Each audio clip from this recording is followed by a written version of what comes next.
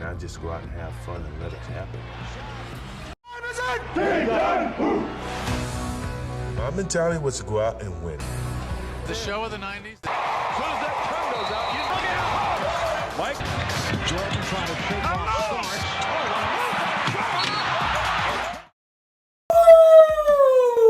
Woo! Let's go. Man, on behalf of every sports fan, basketball fan, whatever fan you are, on behalf of every fan, thank you. For God's sakes, thank you, ESPN. Thank you, Netflix, for putting out this documentary. That is what I'm talking about. That is what I'm talking about. 5 stars, 2 thumbs up.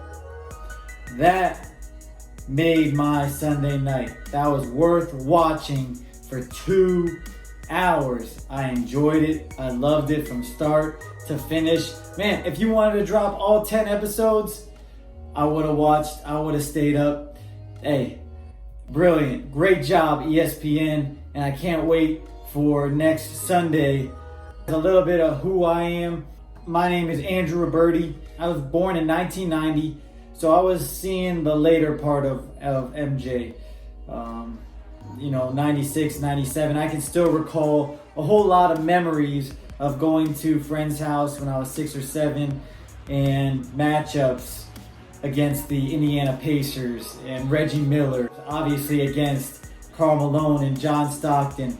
And just like a kid that was born in the 90s or in the 80s, Jordan at that time was my favorite basketball player. I still have plenty of knowledge watching his games, seeing how he played the game, and there's no doubt that this man, his mentality and his just pursuit of excellence is what made him Michael Jordan and that person that we all look to be. This documentary takes place in 1997, 1998, okay, that 6th championship, and they wanted to, again, win their second three-peat. That was on the minds of MJ, Scottie Pippen, Phil Jackson. They wanted to come back. They wanted to defend that title. We're entitled to defend what we have until we lose it. Now, Jerry Krause, who was the general manager at the time, he recognized that the team was getting old. So everybody besides MJ, they had already kind of passed their prime and they were on the downward part of their careers. Phil Jackson, Michael Jordan, Scottie Pippen, all these guys, we're seeing, especially in these first 2 episodes, we're seeing their relationship with Jerry Krause was very, very, very, very bumpy. And not a lot of people liked him. Not a lot of people appreciated him. I would give some props to Jerry Krause. He was good, but he wasn't good enough to do it without Michael Jordan. And Steve Kerr expands on this a little bit in the 2nd episode. He says, Jerry Krause does deserve credit. He does deserve. He brought Scottie Pippen in through a trade. He traded Charles Oakley. He brought in Bill Cartwright. Another important piece that molded with MJ's game. He wanted more credit. He felt like MJ got all the credit, and MJ did deserve a lot of that. He was an icon, great player.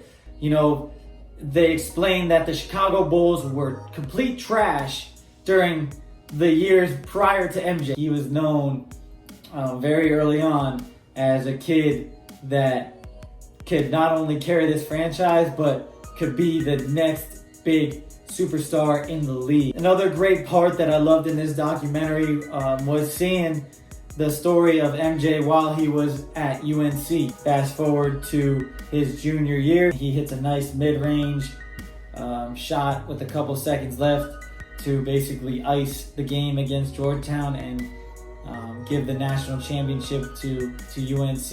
Ended up foregoing his senior season and entering into the draft. He was the 3rd pick, drafted by the Chicago Bulls. Episode 2. This is basically all about Scottie Pippen. I wasn't too much of a Scottie Pippen fan. I liked him. He was good. he wasn't MJ, $30 million less. So there was 5 other players on that team making more money than Scottie Pippen.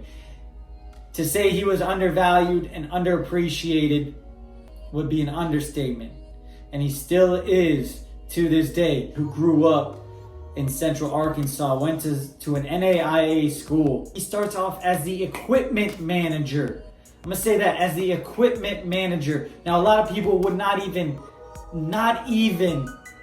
try to be the equipment manager. By that next year, he's grown 7 inches. 5'10" to like 6'5", 6'6". By his senior year, he led that division in scoring. He was the best player in that division. Chosen 5th overall to Seattle Supersonics, and then later traded to the Chicago Bulls. And another story, the MJ story of when he was in high school and how he got cut his sophomore year trying to make the varsity team. They weren't just superstars their entire life. You know, they had to work through struggles just like any other normal person. A lot of this episode is, like I was saying, it's about Scottie Pippen. Breaks down, again, his relationship. The main thing is his relationship during this 1997-1998 season with Jerry Krause. It was his own wrongdoing, and at the time, he wanted the money. At the time, he wanted the money, and he didn't bet on himself, and that came up to bite him in the end. And they were showing that whole season how he started off. He was injured. He had hurt his ankle, and he was going to be out for a couple months. And you know, it was showing how the Bulls were struggling. They got off to a rough start, bumpy start. The onus on himself, especially early on, while that whole controversy was going on with Scottie Pippen, and Scottie Pippen was open with the media saying, "Look, I don't see myself back on the Bulls wearing a Bulls uniform again this year." He was very open about that, and very open with his relationship and his displeasure with Jerry Krause. The last part of this documentary was super dope. MJ goes up for a lob, comes down on his foot, ends up breaking his foot, has to miss a couple months. While he's at UNC, he's playing 1-on-1 and eventually playing 2-on-2 and 3-on-3 and 4-on-4. And nobody on the Chicago Bulls teams know this. So when he comes back, it's like, this guy is like, "Yo, what have you been doing? Like, you haven't lost a step." Doctors were saying, like, "Look, MJ, there's a 90% chance that you'll be all right if you play on this foot and we let you play. There's a 90% chance you'll be all right, but there's also a 10% chance that you could re-injure yourself, and this could be career-ending. You're gonna play on a 14-minute strict time limit. You're gonna play 7 minutes in the first half and 7 minutes in the second half." They have a very important game where it comes down to the wire. He hits his time limit. He hits his time limit at the last 30 seconds of the game. The Bulls are down 1, and the coach wouldn't put MJ back in the game for the last 30 seconds. MJ's begging. He's like, "Please, coach, put me back in." But Jerry Krause was down there and was like, "Hey, if you put MJ back in the game, you're fired." So the coach ended up not putting MJ back in, but the emergence of John Paxson, he ends up hitting like a game-winning shot. The Bulls actually, as a below 500 team, make the playoffs.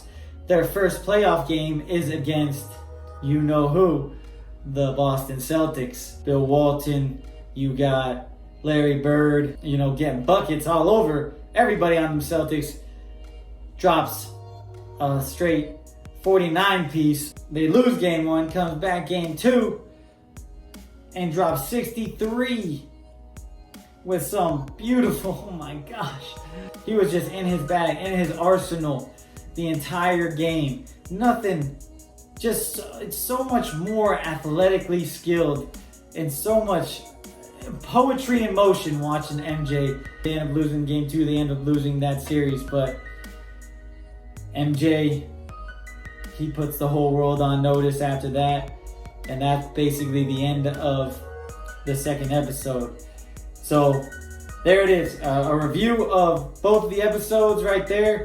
I can't wait for episode 3 to come out, to drop. I'm ready. It should be fun. I'm going to be doing this same exact thing for the remainder of the episodes. So episode 3 and 4 will be posted next week. Thanks for tuning in. Make sure to like. Make sure to comment what your comments are. How do you think?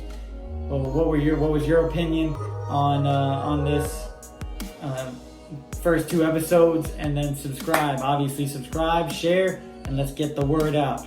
I'll see you guys next time. It's Coach Drew from One Shot Basketball Academy. Peace.